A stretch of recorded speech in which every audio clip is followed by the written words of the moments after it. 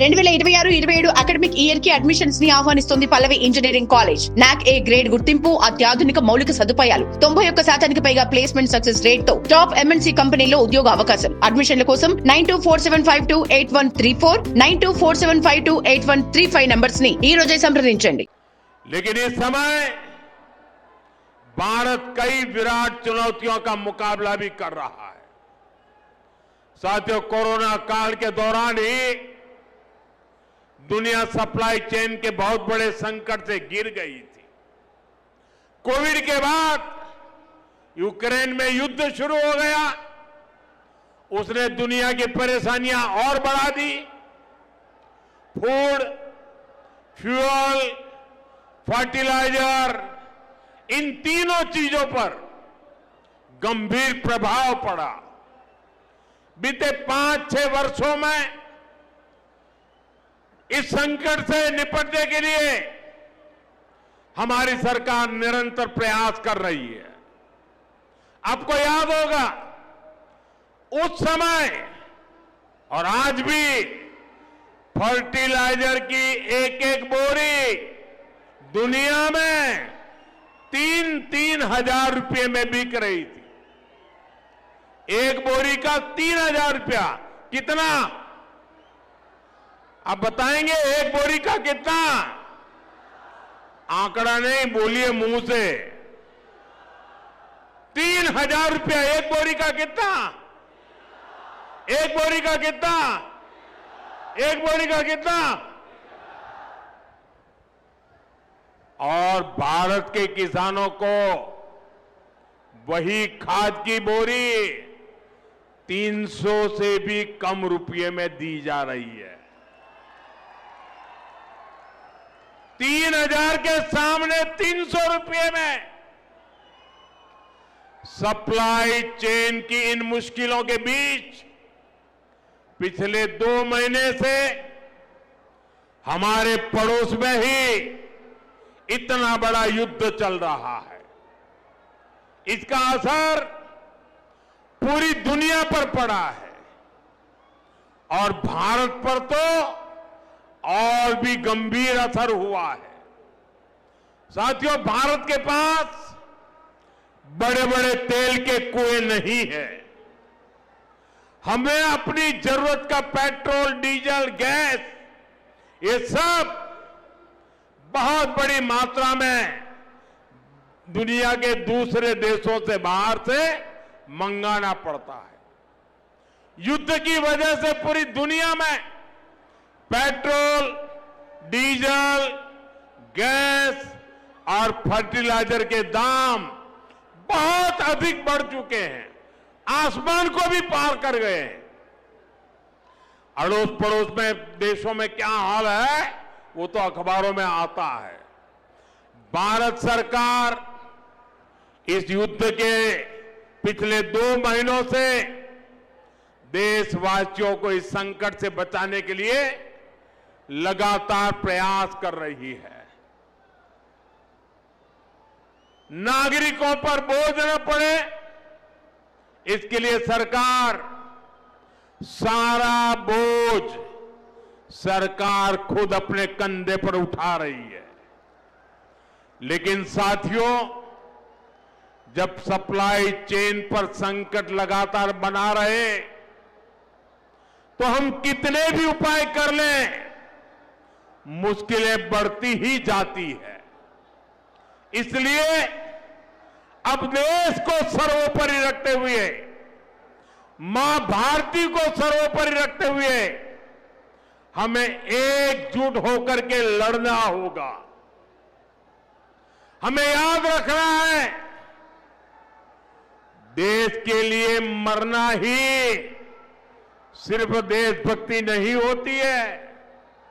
देश के लिए जीना और देश के प्रति अपने कर्तव्यों को निभाना, वो भी देशभक्ति होती है.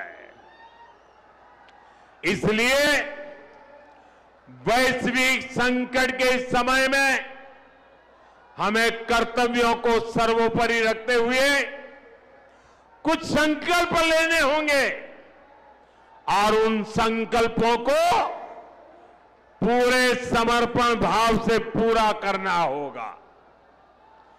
जैसे एक बड़ा संकल्प है पेट्रोल डीजल का संयम से इस्तेमाल करना। साथियों, हमें पेट्रोल डीजल का उपयोग कम करना होगा। शहरों में जहां मेट्रो है वहां हम तय करें कि हम मेट्रो का ही उपयोग करेंगे, ज्यादा से ज्यादा मेट्रो में ही जाएंगे। अगर कार में ही जाना जरूरी है तो फिर कार पूल करने का प्रयास करें और भी लोगों को साथ बिठा ले। अगर हमें कहीं सामान भेजना हो तो कोशिश करनी है कि वह ज्यादा से ज्यादा रेलवे गुड्स के जो ट्रेन होती है रेलवे की सर्विसेज से भेजे, ताकि इलेक्ट्रिक रेलवे होने के कारण पेट्रोल डीजल की जरूरत नहीं पड़ती है। जिन लोगों के पास इलेक्ट्रिक व्हीकल है वो भी कोशिश करें कि इलेक्ट्रिक व्हीकल का ज्यादा से ज्यादा उपयोग करें।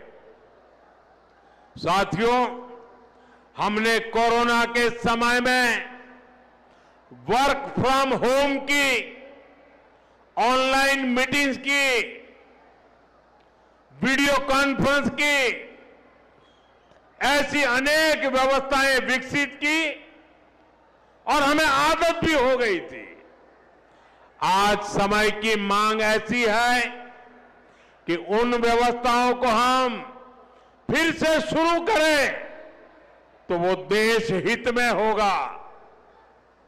Work from home, online conferences, virtual meetings, इनको हमें फिर से प्राथमिकता देनी है।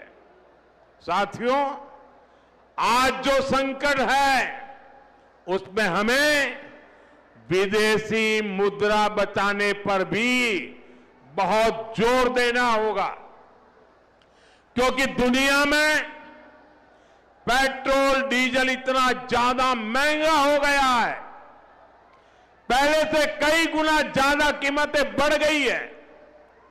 तो हम सबका दायित्व है कि पेट्रोल डीजल की खरीद पर जो विदेशी मुद्रा खर्च होती है, पेट्रोल डीजल बचाकर हमें वो मुद्रा भी बचानी है।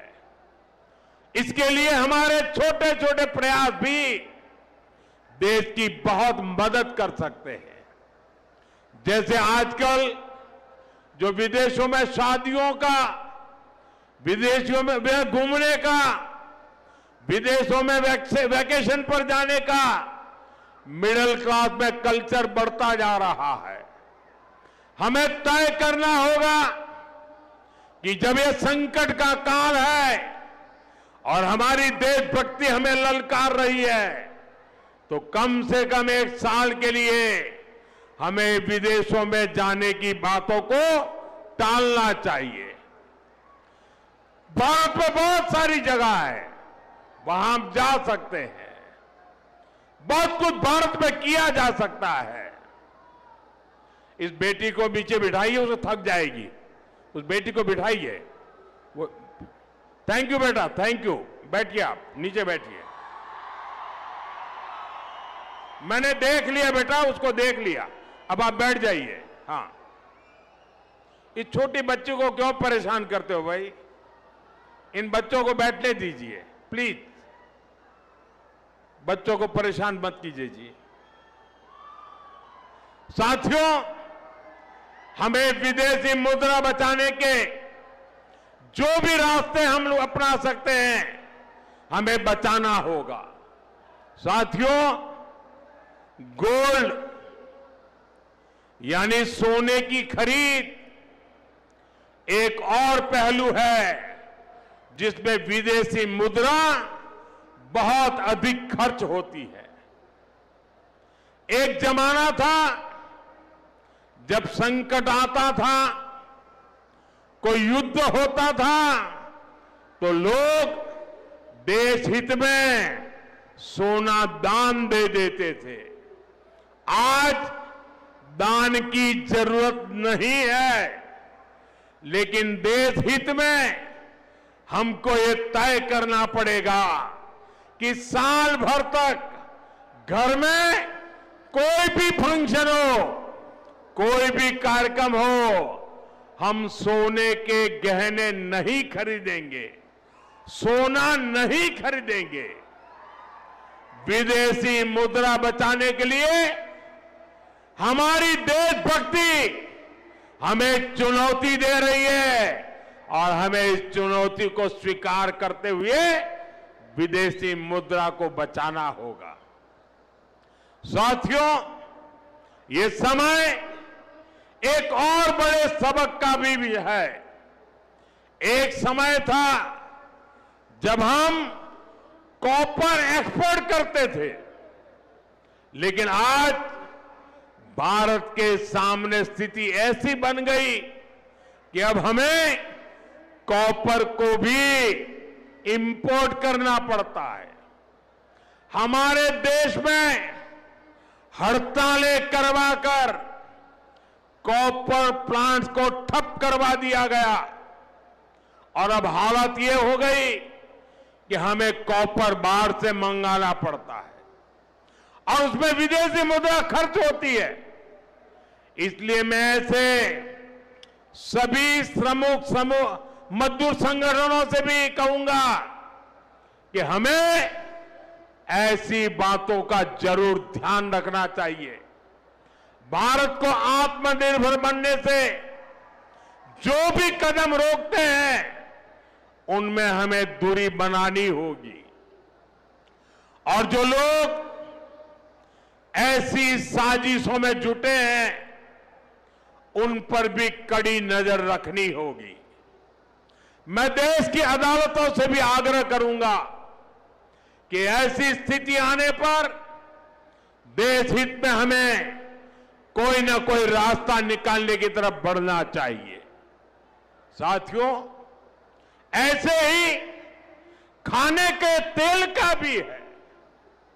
इसके आयात के लिए भी बहुत बड़ी मात्रा में हमें विदेशी मुद्रा खर्च करनी पड़ती है।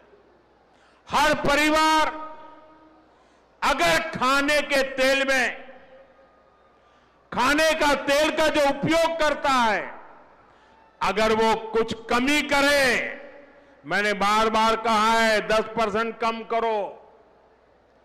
अगर हम तेल खाना कम करें ना, तो भी वो देशभक्ति का बहुत बड़ा काम है। आप देश सेवा में योगदान दे सकते हैं और इससे देश सेवा भी होगी और देह सेवा भी होगी। इससे देश के खजाने का स्वास्थ्य भी सुधरेगा और परिवार के हर सदस्य का स्वास्थ्य भी अच्छा रहेगा। साथियों, विदेशी मुद्रा की खपत वाला एक और सेक्टर हमारी खेती है। हम बहुत बड़ी मात्रा में बाहर से केमिकल फर्टिलाइजर इंपोर्ट करते हैं। केमिकल फर्टिलाइजर खेती के कारण हमारी धरती मां को बहुत पीड़ा हो रही है। हमारे खेत बर्बाद हो रहे हैं। अगर आज हम अपने खेत को नहीं बचाएंगे तो भविष्य में फसलों पर भी खतरा आ जाएगा। इसलिए बहुत जरूरी है कि हम केमिकल फर्टिलाइजर की खपत 25%, 30%, 40%, 50% उसको घटाए, आधी कर दें और हम उसके साथ साथ नेचुरल फार्मिंग की तरफ बढ़ें। हम फर्टिलाइजर का उपयोग कम करके विदेशी मुद्रा भी बचा सकते हैं और साथ साथ अपने खेत को बचा सकते हैं, हमारी ये धरती मां को बचा सकते हैं। और यह हमें करना ही होगा। आज वैश्विक संकटों से जो चुनौतियां आई है, हमें उन चुनौतियों को परास्त करना होगा। साथियों, भारत सरकार खेतों में डीजल पंप की जगह सोलर पंप की योजना चला रही है। हम खेतों में डीजल पंप की जगह सोलर पंप का उपयोग करने का जोर देना होगा। मैं कोविड काल में भी आग्रह करता था कि हम स्थानीय चीजें खरीदें, वोकल फॉर लोकल के मंत्र को लेकर चले। हम मेड इन इंडिया चीजें खरीदकर भी विदेशी मुद्रा बचा सकते हैं और हमारे देश में स्थानीय उत्पादन की कोई कमी नहीं है। चाहे जूते हो, पर्स हो, बैग हो, हमें स्वदेशी पर बल देना चाहिए। और मैं ये नहीं कह रहा कि जो आपके पास विदेशी चीजें खरीदी हुई है, विदेशी ब्रांड की है, उनको जाकर के फेंक दो, ऐसा मैं नहीं कह रहा हूं। लेकिन मेरा आग्रह है कि नए विदेशी प्रोडक्ट हमें नहीं खरीदने चाहिए। और वाकई हमें कई बार अंदाजा तक नहीं होता कि रोजमर्रा की कितनी सारी चीजें विदेशी हैं जो हम ऐसे ही यूज कर रहे हैं। और साथियों, जब मैं बात स्वदेशी की करता हूं तो लोगों को लगता है कि दिवाली के दिए खरीदो मतलब स्वदेशी हो गया। ये तो भ्रम फैलाने वाली बातें हैं, इससे सफलता नहीं मिलती है। हमें घर के उपयोग में आने वाले सामान की लिस्ट बनानी है। देखना चाहिए कितनी विदेशी चीजें घुस गई है, पता ही नहीं है। कैंची हो, कंघी हो, छोटी छोटी चीजें, टूथपिन, टूथब्रश, कितना सारा सामान विदेश से हमारे घर में घुस गया है। फिर इस लिस्ट से हमें हो सके उतना जल्दी स्वदेशी में बदलना चाहिए।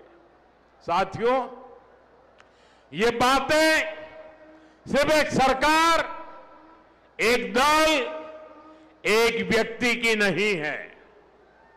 ये बीजेपी का भी मुद्दा नहीं है, ये देश का मुद्दा है।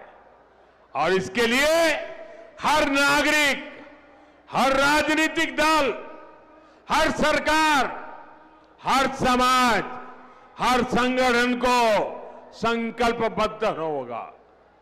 मैं मीडिया के साथियों से भी देश हित में आगे आने के लिए आग्रह करूंगा। आइए देशभक्ति का भाव जगाएं और देश को जो वैश्विक संकट चल रहे हैं, देश उस संकटों का लाभ ले, परिस्थिति पर सवार हो जाए। ऐसा वातावरण बनाने के लिए हमें योगदान देना होगा और तभी जाकर के देश सफल होगा। ऐसे संकल्प जब हर नागरिक पूरी ईमानदारी से सिद्ध करेगा तो भारत हर संकट में जरूर विजयी होगा। साथियों, मुझे पूरा विश्वास है कि देश का हर नागरिक इसी संकल्प के साथ काम करेगा। साथियों, इतनी विशाल संख्या में आपका आना ये हवा का रुख दिखा रहा है, ये तेलंगाना का मिजाज दिखा रहा है। मैं एक बार फिर आप सभी का बहुत बहुत आभार व्यक्त करता हूं। मेरे साथ बोलिए, भारत माता की, भारत माता की, भारत माता की, वंदे वंदे वंदे वंदे वंदे वंदे।